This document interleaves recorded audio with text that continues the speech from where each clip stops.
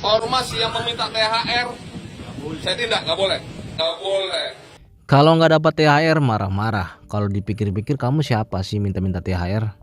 Ada kan yang gitu, bukan siapa-siapa, tidak punya kontribusi tapi minta THR. Seperti kejadian baru-baru ini, banyak ormas-ormas yang minta-minta THR kepada pengusaha, pedagang, dan banyak lah. Apalagi kalau ada orang yang lagi mudik nih, pasti para perantau jadi incaran para pengangguran di kampung itu. Minta-minta THR karena sudah sukses di kota. Sebenarnya siapa sih yang menciptakan budaya THR? Terus siapa saja yang berhak layak sebenarnya menerima THR? Mari kita bahas bersama Silaban Story. Tapi jangan lupa like, komen, dan subscribe dulu ya guys. Apa itu THR? THR itu tunjangan hari raya, hadiah yang diberikan di luar upah kerja.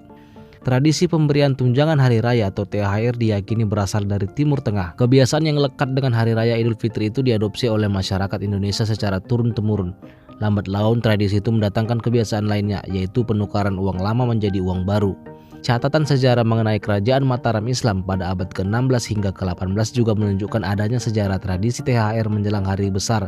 Pada raja dan bangsawan terbiasa memberikan uang baru saat Idul Fitri sebagai hadiah kepada anak-anak para pengikutnya. Dan di Indonesia sendiri THR ini dimulai pada tahun 1951. Perdana Menteri Sukiman yang dimana THR pertama kali khusus untuk para PNS saja. Semakin berkembangnya waktu, banyak pihak yang menuntut supaya jangan hanya PNS saja yang dapat dikasih THR. Dari info di atas sudah jelas kan, THR itu untuk yang bekerja dan berkontribusi bagi perusahaan atau buat orang-orang tersayang seperti anak-anak. Ini hadiahlah ibaratkannya. Udah tahu gini tapi kenapa masih ada aja orang yang tidak ada kontribusinya pada kita tapi minta-minta THR seperti ini. Ormas minta THR 200.000. Nah, semenjak kemarin Pak Deddy Mulyadi udah deklarasiin bahwa kita boleh videoin anggota ormas, jadi kita berani Pak, baru berani Pak. Soalnya resiko Pak, di belakang kita juga biasanya diancam atau diintimidasi Pak.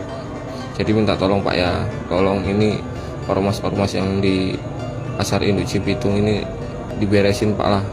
Kita orang keberatan 200.000 satu lapak.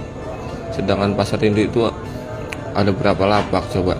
Lihat komennya, 200.000 nggak bikin miskin bang. Nggak miskin gimana? Jangankan 200.000, 20.000 aja nggak ada nih. Terus ini lagi preman-preman yang ngebentak satpam ngaku-ngaku jagoan. Lagian kan mereka selama ini nggak ada kontribusinya. Kenapa berani-beraninya minta THR? Karyawan aja enggak malah pas mau lebaran ngaku-ngaku pantas dapat THR. Yakinlah orang yang ngasih nggak ikhlas pasti. Karena nggak ada untungnya ngasih ke mereka. Ngasih karena takut aja, karena kalau nggak dikasih jadi nggak aman. Terus ada lagi nih keresahan para perantau. Kalau mudik pasti ada aja itu anak muda di kampung yang menganggur, nunggu-nunggu para perantau untuk minta THR. Bayari makan lah, bayari minum lah, minta uang lah. Kok ada sih orang yang berpikir seperti ini? Bukannya malu malah minta-minta.